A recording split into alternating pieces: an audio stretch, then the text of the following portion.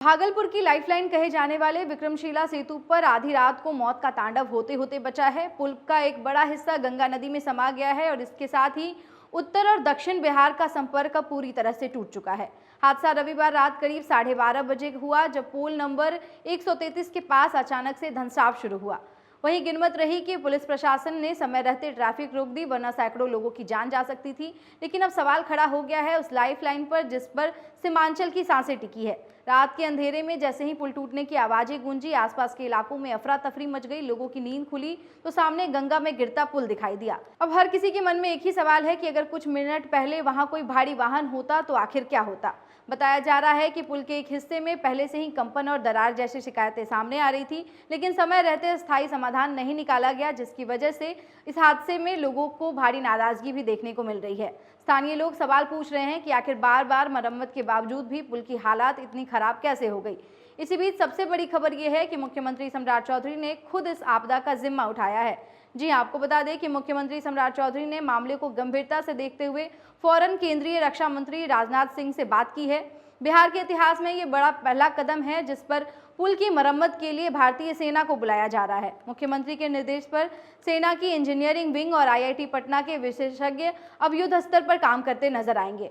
सूत्रों की माने तो सेना की तकनीकी टीम जल्द ही मौके पर पहुंचकर पूरे स्ट्रक्चर का निरीक्षण करेगी। IIT पटना के विशेषज्ञ ये पता लगाएंगे कि पुल के अंदरूनी हिस्से में आखिर कमजोरी कहां से शुरू हुई, क्योंकि सबसे बड़ा खतरा अब यह है कि अगर समय रहते इसे मजबूत कदम के साथ नहीं उठाया गया तो फिर बाकी हिस्सों में भी दबाव बढ़ सकता है, जिससे बाकी और पुलों को भी नुकसान पहुंच सकता है। पुल निर्माण निगम के अध्यक्ष डॉक्टर चंद्रशेखर सिंह ने साफ कहा है कि मरम्मत में कम से कम 3 महीने का वक्त लगेगा और तब तक लोगों को मुंगेर के श्री कृष्ण सिंह सेतु का सहारा लेना होगा।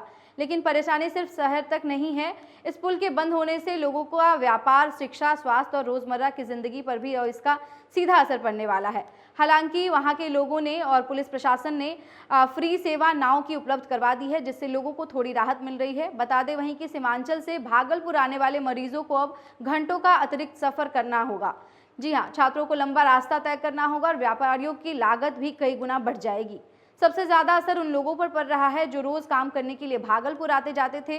सुबह की नौकरी, अस्पताल और इमरजेंसी जैसी जरूरी सामान के लिए अब बुरी तरह से इसको प्रभावित देखा जाएगा। वहीं ट्रांसपोर्ट कारोबारियों का कहना है कि लंबा रूट सफर करने से डीजल का खर्च बढ़ेगा और इसका असर बाजार की कीमतों पर भी दिखाई दे सकता है। लेकिन राहत की बात यहाँ पर यह है कि सम्राट चौधरी ने दिसंबर तक का समानांतर पुल को हर हाल में चालू करने का संकल्प लिया है, ताकि भागलपुर को इस जाम और जोखिम से हमेशा के लिए आजादी दिला जा सके। हालांकि इस बीच राहत की खबर यह है कि सम्राट चौधरी ने दिसंबर तक समानांतर पुल को हर हाल में चालू करने का संकल्प लिया है, ताकि भागलपुर को इस जाम और जोखिम से हमेशा के लिए आजादी मिल सके। मुख्यमंत्री ने अधिकारियों को साफ निर्देश दिया है कि इस बार काम में किसी भी तरह की लापरवाही बर्दाश्त नहीं की जाएगी। भागलपुर में विक्रमशिला सेतु के क्षतिग्रस्त होने पर बिहार सरकार ने त्वरित कार्रवाई कर दी है और लापरवाही के मामले में पथ निर्माण विभाग के एक कार्यपालक अभियंता को भी सस्पेंड कर दिया जा रहा है। जी हाँ, माना जा रहा है कि आने वाले दिनों में ये बड़े अधिकारियों पर कार्रवाई भी हो सकती है। सरकार अब पूरे मामले पर तकनीकी और प्रशासनिक तरीके से जांच की तैयारी में लगी हुई है। बता दें वहीं कि पिछले 10 वर्षों से इस पुल पर 3 बार मरम्मत हो चुकी है, जबकि हाल में ही मार्च 2026 में भी इसका मरम्मत कार्य करवाया गया था। लेकिन इसके बावजूद भी दोबारा हुई इस घटना में निर्माण और रखरखाव की गुणवत्ता पर गंभीर सवाल खड़ा हो गया है। आखिर करोड़ों रुपए का खर्च के बाद भी पुल सुरक्षित नहीं रहा तो कहीं ना कहीं सिस्टम की लापरवाही इसमें छुपी हुई नजर आ रही है।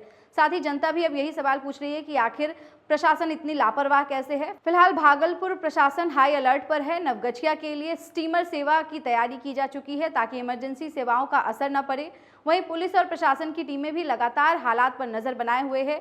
गंगा घाटों पर अतिरिक्त सुरक्षा बढ़ा दी गई है ताकि किसी भी तरह की अफवाह या भगदड़ जैसी स्थिति पैदा न हो। लेकिन बड़ा सवाल अभी भी वही है कि क्या मानसून से पहले सेना इस मिशन को पूरा कर पाएगी, क्या सीमांचल की टूटी लाइफलाइन फिर से दौड़ पाएगी और क्या इस हादसे के बाद सिस्टम जागेगा या फिर अगले हादसे तक का इंतजार करेगा। तो फिलहाल इस खबर पर हमारी नजर है। पल पल की अपडेट हम आपको देंगे और आप जुड़े रहें न्यूज़ 11 के बिहार डिजिटल प्लेटफॉर्म पर।